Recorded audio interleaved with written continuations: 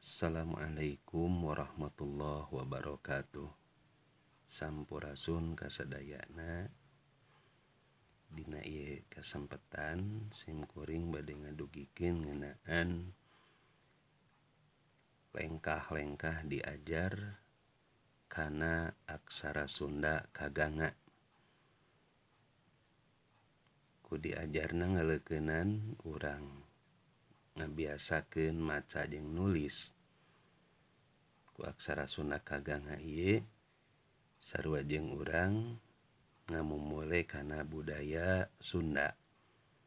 Disagigireun bahasana Sunda oge ngabogaan aksara nyatana aksara kaganga. Di antarana aksara Sunda eta diwengku ku opat rupa. Nu kahiji aya nu disebut aksara ngalagena, anu kadua aksara suara, nu katilu rarangken, jeung anu kaopatna angka. Tanu mana anu disebut aksara ngalagena eta aya 18 aksara. Aksara ngalagena ieu lamun dina Laten mah sarua jeung konsonan. Tah, ieu aksarana nu kahiji ka, kadua ga, katilu nga, opat ca, lima ja, genep nya, tujuh ta, dalapan da, salapana, 10 pa, 11 ba, 12 ma, 13 ya, 14 ra, 15 la, 16 wa, 17 sa, 12 ha.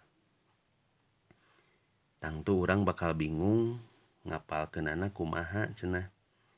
Kaganga, cajanya, tadanapa, bamaya, ralawa, saha. Da urang nginjem kana salah sahiji istilah ti inohong Sunda anu simkuring hilap deui namina. Jadi pikeun ngapalkeun eta aksara Sunda sangkan katalar runtuyanana anu 18 teh nya pek wae eta marek nyieun deui anu sejen mangga, nu penting katalar. Ngan ieu salah sahijina anu di ieukeun ku salah sawise inohong Sunda. Ngacaraga nata bahasa nyawala maka pada jaya. Jadi sakali deui ngacaraga nata bahasa nyawala maka pada jaya. Ngacaraga nata bahasa nyawala maka pada jaya.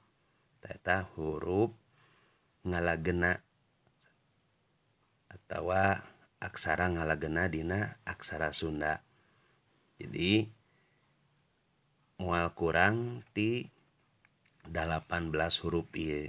Aya oge engke tambahan saperti sisipan pikeun huruf F atanapi V atanapi SY atanapi KH.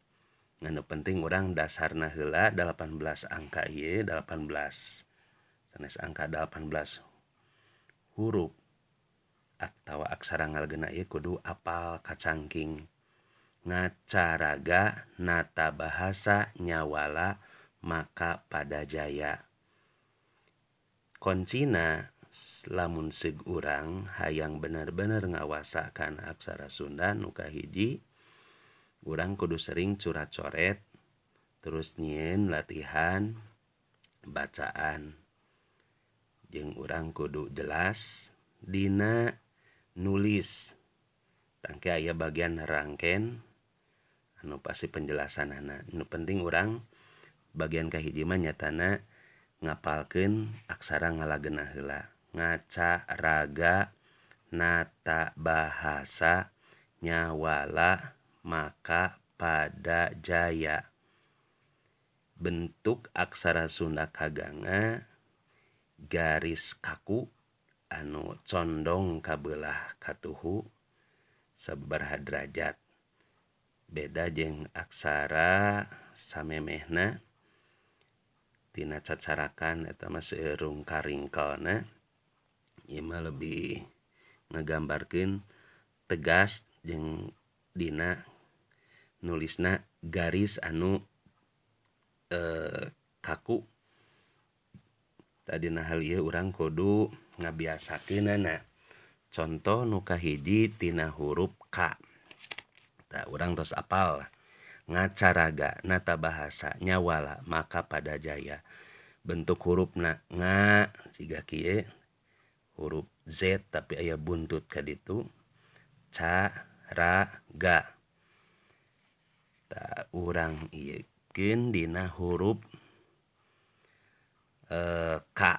Kumaha huruf K? Cara nulis huruf K gampang pisan. Huruf K ditulis ciga kieu tah huruf K. Tet make 2 garis. Mangga. Tah ieu sarua jeung huruf K. Jadi double angka 7 eta K. Jadi kudu diimpleng dina pikiran urang. Anu jiga angka 72 ieu teh double angka 7 sarua jeung K. Kemiringanana mirip angka 7 gitu didobelkeun K. Terus nga. Nga kumaha bentukna? Tadi teh angka 7 deui. Dikitukeun jiga Z. Terus lep kaluhur ieu nga. Huruf nga. Nga ca. Ari ca kumaha? Z deui buntutan ca. Ngaca. Ngaca. Ra kumaha? Ra mah gampang pisan komo. Tet tet angka 7 make topi. Ye ra. Ngaca ra. Ga. Raga. Ga gampang pisan. Anu tadina huruf nga. Tah kitu kan. Ari nga mah langsung ditikalkeun, ari ga mah aya ieu. Tah. Ieu ga.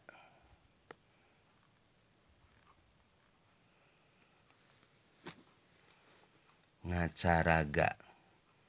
Nata bahasa. Nata bahasa. Na mah gampang pisan huruf Z.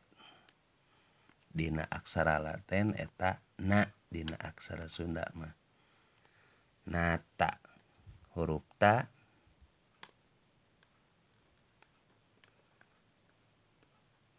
tet.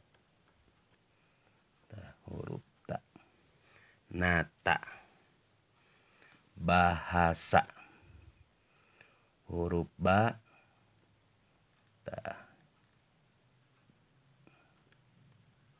Huruf ba. Huruf ba. Tah huruf ba. Nata bahasa. Huruf H kumaha huruf H cenah? Kari kitukeun tet tet tet tet. Ba ha. Sa kumaha? Sa mah gampang pisan. Double angka 7 siga K tapi make garis di tengah. Garis di tengah. Tah ieu sa. Nata bahasa. Jeung anu sejen-sejenna tah bisa ku urang dituturkeun tina anu tadi. Tah ieu wujudna nga ca ra ga na ta ba ha sa nya wa la ma ka pa da ja ya. Sakitu heula rupina ke disambung kana bagian kadua. Hatur nuhun. Assalamualaikum warahmatullahi wabarakatuh.